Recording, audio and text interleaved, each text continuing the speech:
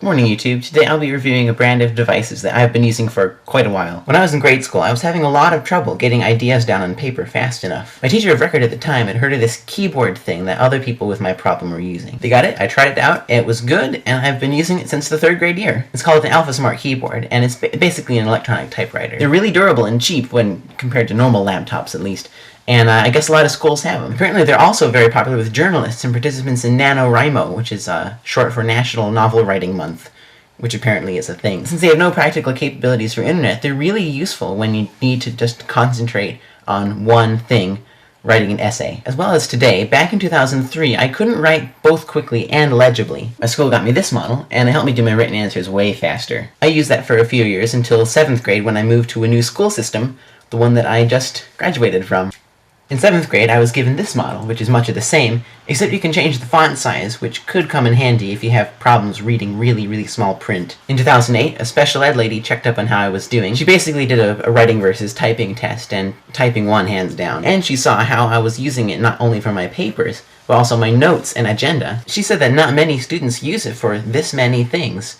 We could get you the next model. So from then till yesterday, when I turned it back into school, I had this model. Now, I've used these things for years, but every year, it always takes a bit of bravery to slide it out of your binder and to start taking notes for the first time. If you're using one of these in a school setting, then I know from experience that your peers are going to act in one of two ways. I always imagine them saying, "What is that?" But every time they're like, "Whoa, is that a laptop? That's really cool, can I have one?" So don't worry what people think, just type away. Another problem that I've run into over the years is that sometimes teachers will not like the Alphasmart and ask, "Why do you need this thing anyway?" I look and sound like a normal guy. Well, normal enough to make teachers want proof of my disability. I have been tested, and I do have a lot of trouble writing with my hands. Why am I doing this? To make a long story short, everything worked out in the end, like a lot of things in life. On the bright side of things, in college, everybody writes down all their essays on computers by de facto standard. You can actually bring a laptop to lectures at most colleges and just take notes with that. So both of these issues will never really come up when you're done with middle and high school. Now that the whole my experience part of the video is done, I'll go into detail about actually using the thing. I'll be talking about the model that I've been using for the past few years, the Dana. So when you first turn it on and set the date and time and all that,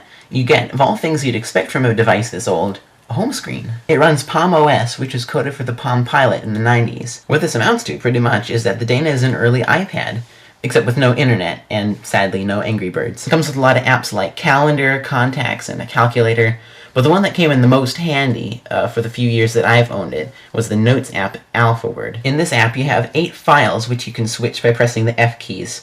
Where you can type things in. And if you run out of keys to save stuff in, then you can use the internal memory, or you can have an SD card. So let's say you just wrote an awesome essay in class. In order to print it, you'll need to go to the school library or other room that has a computer, plug it in, wait for Windows to recognize it, which sometimes takes a while with some of these school computers, and you'll see this window, USB keyboard emulation. What this means is that the device is pretending to be a keyboard, and when you hit the send key, it types out your file in Word or Notepad or whatever you have. After it's done, you can fix the formatting and print it. Now, Alphaword was really helpful in classes where you have to write and take notes, and I don't know what I would have done without it. However, you can do a lot of other things with this device. It runs Palm OS, so technically it can run a lot of apps, most of which are free. Now, there are a lot of websites where you can download things, because it's the internet, there's loads of stuff out there, but the site I found the most luck with is Freeware Palm. If you can't find what you're looking for on this site, then it probably doesn't exist. So here's something I found that sounds interesting, a music program, Melody Pad. You get this keyboard, and it's entertaining for a few seconds, but eventually it just gets annoying.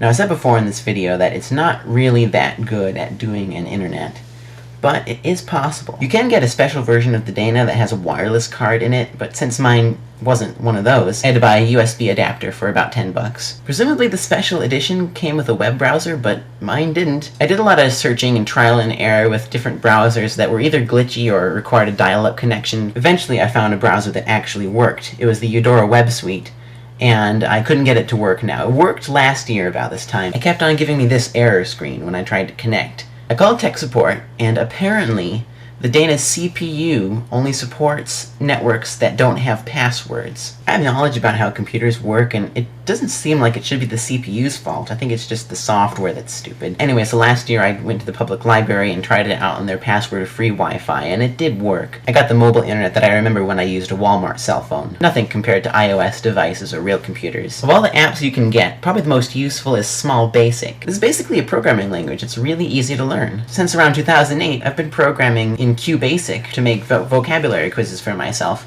and this is pretty much the same thing as that, except it's on the Palm. Basically, when I get the vocabulary word right, it makes a happy sound, and when I get it wrong, it makes an angry sound. This is really handy, and it's helped a lot with vocab throughout the years. So that's my review of the Alphasmart keyboard. I've always turned to the Alphasmart, whether it be for the dreaded dictionary skills in elementary school to my ACP English final last week. It certainly helped me get the job done, and I want to say thanks, Alpha. Falfa.